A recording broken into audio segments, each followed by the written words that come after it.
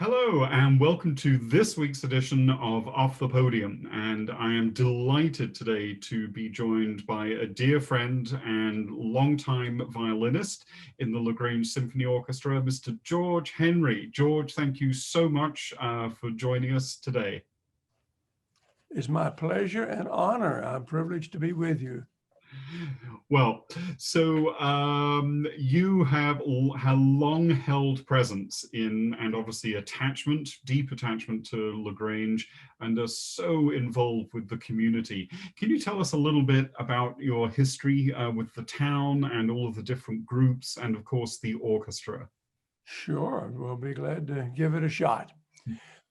My family moved to LaGrange when I was in the 6th grade. Wow. And I met Helen Freeman, that first week here. We were in a school together. I lived on LaGrange College campus through my teen years. And she and I both graduated from LaGrange High School. We both wound up at Emory University, and we married the year after graduation.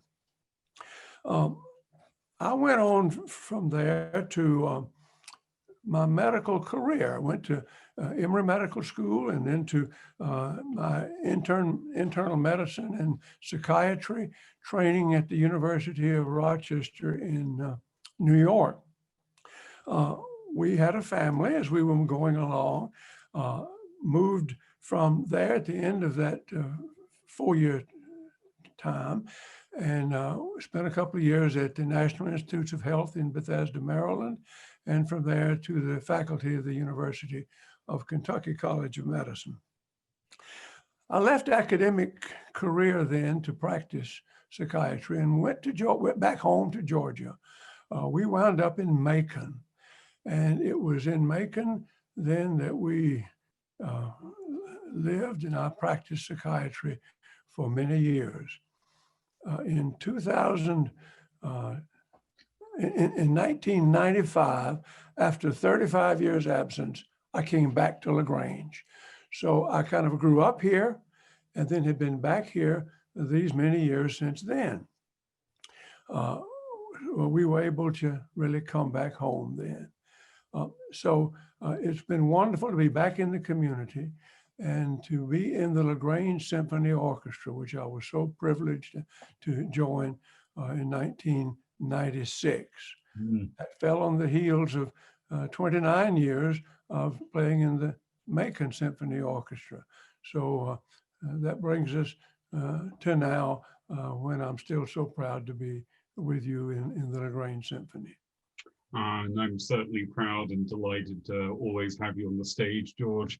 So clarify for me, why were you living on the LaGrange College campus as a teenager? Well, my dad was the president of LaGrange College, and that's where the president's home was located. A small cottage on the edge of the campus. It was a very small school then, and that's where we lived. Wow, and so just incredibly deep roots to the community and the college. In my mind, I mean the community forms around certainly fine institutions like LaGrange College. So you've really sort of been at the center of this for so long. Yeah, I have been. It's been a great pleasure to be able to grow up here and love it and to keep in touch with family as people do, but then come home again after a long period of time and spend many more years here has been an enormously beneficial experience for us. Wonderful, wonderful. So I think the next question goes to you. Well, I'm glad to ask you a question. Of course, it's a little dangerous to allow a psychiatrist to ask questions. You might reveal more about yourself than you thought you would, but actually, I think you can handle this one so easily. I remember that many times I've heard you speak to various people about your eureka moment when you learned that LaGrange Symphony and you would have a nice future if it ever could come about. So I would wonder if you might just tell a little bit about that to our podcast audience. And then from that, say more about what you view to be the importance of this community for you, in this time and in your career? I'd be delighted to tell that story. Well, it came about that, of course, I was invited down just as a cover conductor for the opening concert of that particular season. And, it had been on my radar living in Atlanta that LaGrange did have an orchestra, but I knew nothing more than that. And you just never know really, kind of what you're going to find in any town, with either a semi-professional or a professional orchestra. And I remember that you and I had actually met up in Atlanta and had sort of thrashed out a program here of really wonderful film score music and also a number of musical scores, which was a terrific program. And I just remember, I have this big pile of scores because normally, for a concert, you may have 3 or 4 pieces.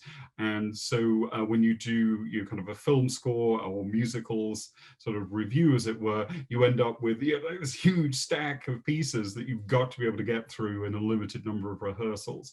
And so, I had no idea what to expect. And of course, as you well know, because you were in that concert and have played some of these pieces many times, these are very challenging scores. And I definitely remember that Star Wars was in there, and that's very tricky. It's very demanding on the orchestra.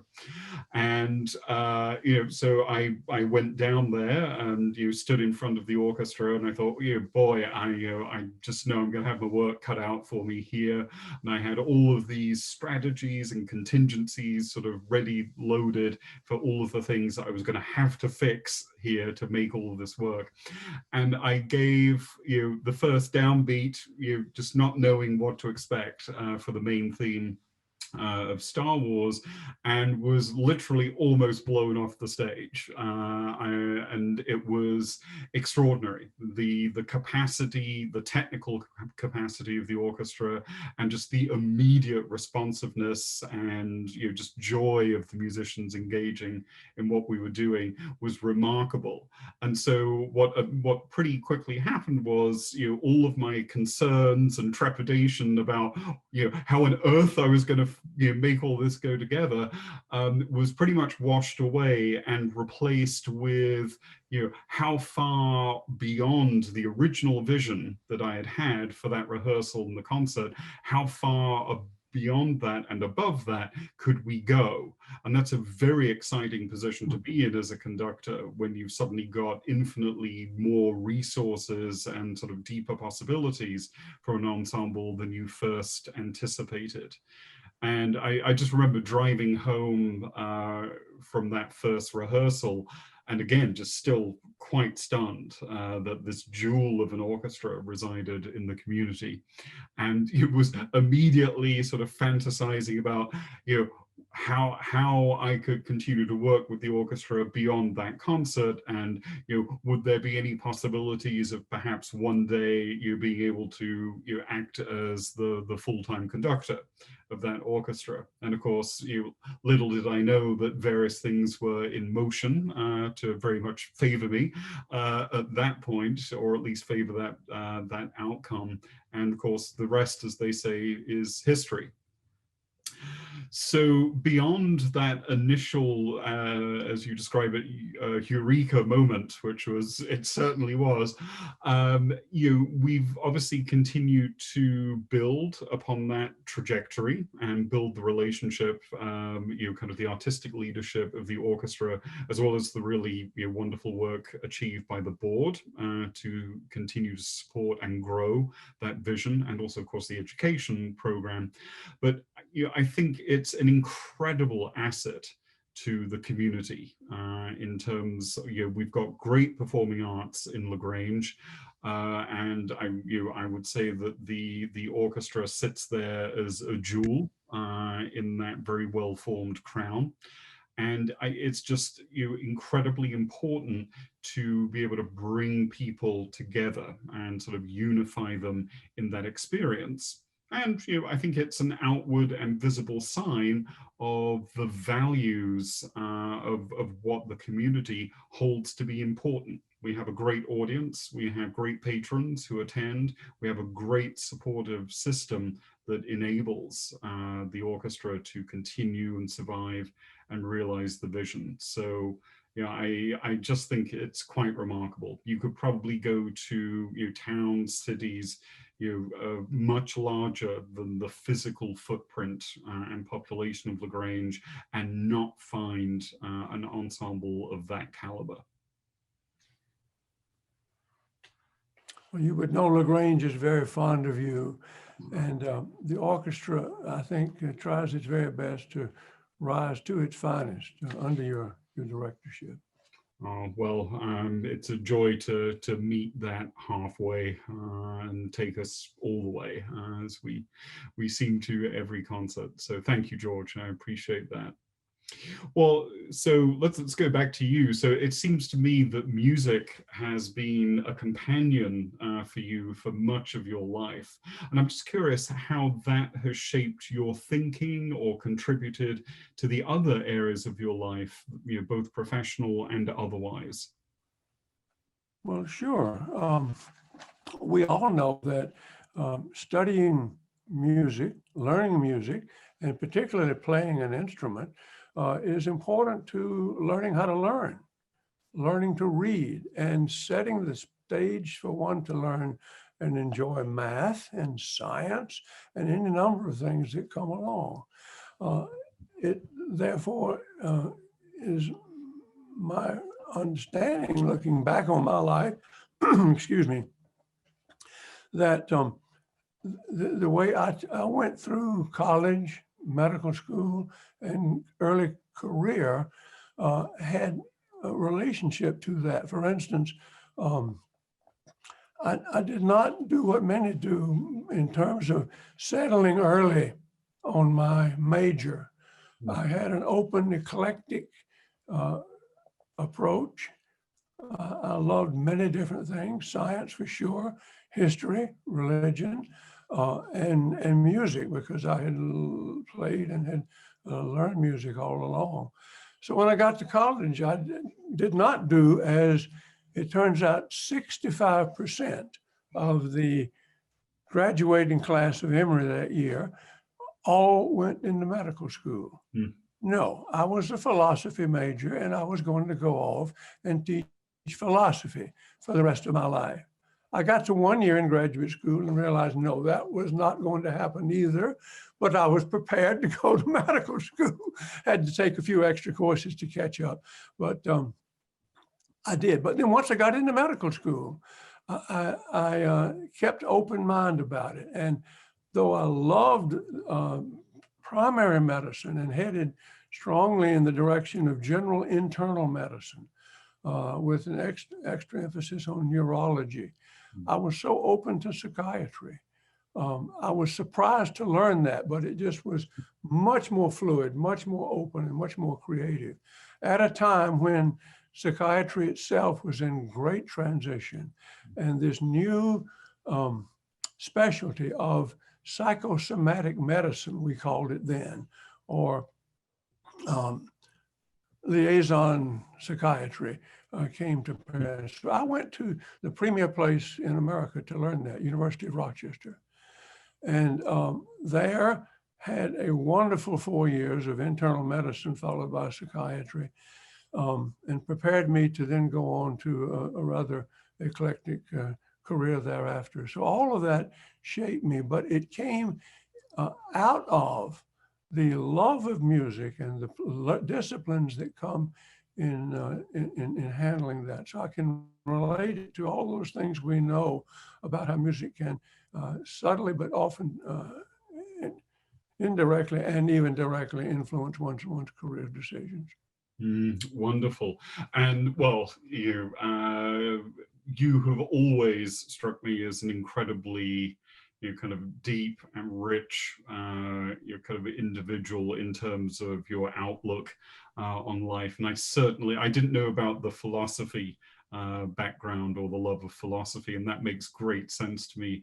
But it's also struck me that one of the great assets or attributes that music brings, particularly to streams in the medical profession, is that of empathy.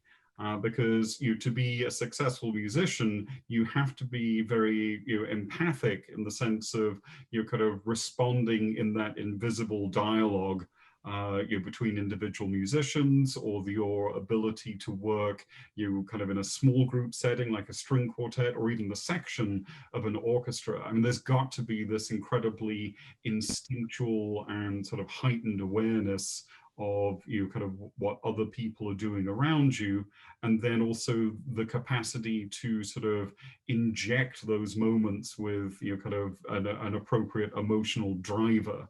And that, to me, kind of plays right into anybody, but particularly somebody, a psychiatrist or general practitioner, who has to be in tune with with their patients, and to really sort of connect with them as human beings. And I mean, I certainly see that. Sure, and I would say be in deep communication one with another. Yeah, and I think that's something that, again, if you're an audience member, you don't necessarily recognize kind of the how those skills that are being demonstrated on the stage also translate so well in sort of interacting with each other on a daily basis as human beings. So yeah, and in listening to music from the audience, you can just know instantly when that conductor and that orchestra are together, when they are really in communication, constant contact, sometimes constant visualization instead of buried in the scores. But it is an ongoing and deep process. Yeah, no, you're absolutely right. And I mean, I'm going to take a high level approach here, because I'm sure that I'm going to miss inordinate amounts of detail on the fly. But so there's the communication between the conductor and the ensemble. There's the communication kind of sort of received from the conductor by the ensemble, but then the ensemble communicates within itself and almost behaves like this this single organism in that sense. But then there's the communication from the stage to the audience, and so there are all of those channels that are operating kind of in this spontaneous, organic way, which I think is part of the real magic of being able to share music in the moment in live performance. So yeah, I mean, you really put your finger on it there. Terrific. So okay, so the next question goes to you. Okay. So could you share some of your thoughts, Richard, about the role and the mission of symphonic music in the life of communities in the next 5, 10, 15 years? What do you see about what's happening in the future? I think there's an ongoing thread of importance. I mean, I think as a species, we definitely are drawn to events that bring us together collectively from a diverse range of backgrounds, but in forums that actually enable us to have a common shared experience. And so, I certainly think music does that. Attending concerts, kind of being together in that particular community. And of course, I mean, if you look at the other performing arts, anything that requires an audience, which we hope all performing arts do in that respect, or, I mean, even the experience in a sports stadium is a bringing together of that community for a common shared experience. I would argue that music in particular demands something more of us as an audience member, because it sort of exists in this sort of almost ephemeral state that you're talking about sound, the transmission of sound, the organization of sound into all kinds of different styles, and sort of dramatic, statements. There's no kind of visual image attached to that. There's no kind of great sports play that you can sort of watch. It means many different things to each of us, and there are moments where it can mean kind of almost the same thing, where there's that sort of unified thought or unified perception on the part of the audience. So I think there's kind of an ongoing function there, that the more kind of challenged or disparate things become in society, I think the more important those focal points are in terms of coming together. When we are not in a state of crisis or not in sort of a set of challenging circumstances or times, I think then the function kind of changes slightly, in that we are freer in some ways to enjoy those things in a different way, but they actually perform or operate kind of in the same way. I'd also add, and I'll go back to a slightly earlier point, which is I do firmly believe that the performing arts, as an example, are a great outward and visible sign of the values and the importance that the community actually ascribes to itself, because they are helping support, either monetarily or by showing up, even they're helping support something that is not actually arguably essential to their existence. It sort of like adds to the value of their existence. Now, of course, I will argue that it is essential to your existence because it sort of enriches you in ways that you might not even be aware of. But that's another really special thing, and I'll keep the focus on LaGrange. That's another really special thing about the community, that it is the size that it is, but yet has this really rich and vibrant arts community, which of course include very much the orchestra. Now, so and we'll stick with the LSO, and I'll ask you, and we might dive off at a couple of tangents here. What are some of the most memorable moments for you on the stage with the LaGrange Symphony? Well, you gave me a little advance on that one, and I really wanted to dig back and be reminded of some of those things. It wasn't a hard question to answer, but I reached back in the years prior, actually, and came up with a few that I just wanted to take off my hat about. One was in the 2009-10 year season, when we played the Brahms double concerto with Gabriela Diaz and Andre Diaz on violin and cello, respectively. The next year, we had formed the LaGrange Symphony Orchestra Chorus, directed by Debbie Ogle. And we played, and they sang the Bach Magnificat. And they did it magnificently. The season of 2011-12, they sang, and LSO played Maurice Duruflé's Requiem. Again, a wonderful performance. The fourth one I remembered was Samuel Barber's Violin Concerto. That was in 2013-14, and it was played by David Coucheron, Atlanta Symphony Orchestra concertmaster. The first time he had ever played the Barber, and it was just marvelous for him and us. And then finally, I wanted to mention a concert actually in the year in which you did that initial guest conductor concert for us.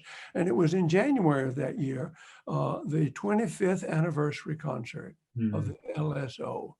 And the concert was headed by Mark O'Connor, wonderful violinist, fiddler extraordinary. And he came and he played the following repertoire. His Appalachia Waltz for two unaccompanied violins, played by Mark O'Connor and Callie Hammond, a wonderful associate concertmaster in LaGrange. And then we had Mark O'Connor's Americana Symphony, which he conducted, and Mark O'Connor's Fiddle Concerto, for which he played the things. That was just a wonderful concert. But then we come to Richard Pryor's years with the LSO. And I wanted first to make note of 4 personal, very much favorite ones. The first was Beethoven's First Symphony. And the reason I picked that, I think, is that I've loved it so long. And it actually was the first symphony orchestra, first symphony I ever played with an orchestra. It was in Columbus at a predecessor of the present Columbus Symphony. And I was second violin, last chair, but loved that concert. Secondly, Edward Elgar's Enigma Variations, one of my favorites in a very important year in my life when I was privileged to take part in the National Music Camp at Interlochen, Michigan. And we played the Enigma Variations, one of my favorites there. The third one I picked out from your concerts was Igor Stravinsky's Firebird Suite. I loved it by recording forever, but when we were in Rochester, we would go every concert to the Rochester Philharmonic. And one time that year, sitting on the third row in the middle, I got to hear Igor Stravinsky conduct the Firebird Suite. And then lastly, you played the Appalachian Spring by Aaron Copland, and that had great pastime memory for me. I want to turn from that to some other concerts you did that I think are just signally important. Mozart's Symphony for 21, for its sheer elegance and beauty. Gustav Mahler's Symphony No. 1, for its incredible, lush, romantic power, bridging to the modern era of symphonic music. Florence Price, Symphony No. 3. Florence Price, of course, the first African-American female composer to have a major piece of music played by a major symphony orchestra. Her first symphony with the Chicago Symphony Orchestra in 1933. And we played it here a couple of years ago. And then finally, there was a certain flute concerto for flute and orchestra by a composer named Richard Pryor, which I thought was so important to bring to the stage of that orchestra and to that community to see what you do as a terrific composer too. So those are my favorites. Oh, thank you, George. Those are all with the possible caveat of the flute concerto, which I will not speak to, but the rest are certainly all incredible, wonderful pieces. And one of the things that strikes me there is that I could just see in your face and tell from your voice that it's not just the abstract memory of performing that piece, but it really, those pieces become very meaningful in a deep and genuine way for us. And it's not necessarily just the abstract piece, but it's that particular performance. So I mean, I know certainly in my career, and there are many performances with the LaGrange Symphony that fall into this category, where I cannot think of a certain piece without visualizing the LaGrange Symphony on the stage and individual people playing various parts. I mean, it becomes inextricably connected to those people, and then by extension, that ensemble. And it just sort of centers in times in our lives, I think, that sort of, it's like I remember Appalachian Spring, and this was going on in my life, and it just becomes so meaningful connecting with that memory and that period. And I think that's one of the really incredibly special things about music, and in particular live performance, because I can guarantee that I could probably listen to Appalachian Spring 100 times, and those, the listening of the recording is a completely different remote experience to actually doing it with other human beings on the stage and in the auditorium. And that's the, going back to that, kind of 3-level or multi-layered deep communication that you put your finger on earlier. That's what this is about. And that's why it's one of the ultimate human experiences, I think. And it's an experience that I have hands down deeply enjoyed with you every moment that we've been in rehearsal or on that stage. So George, thank you so much for joining us for this week's edition. And again, I cannot wait to be on that stage with you in the near future.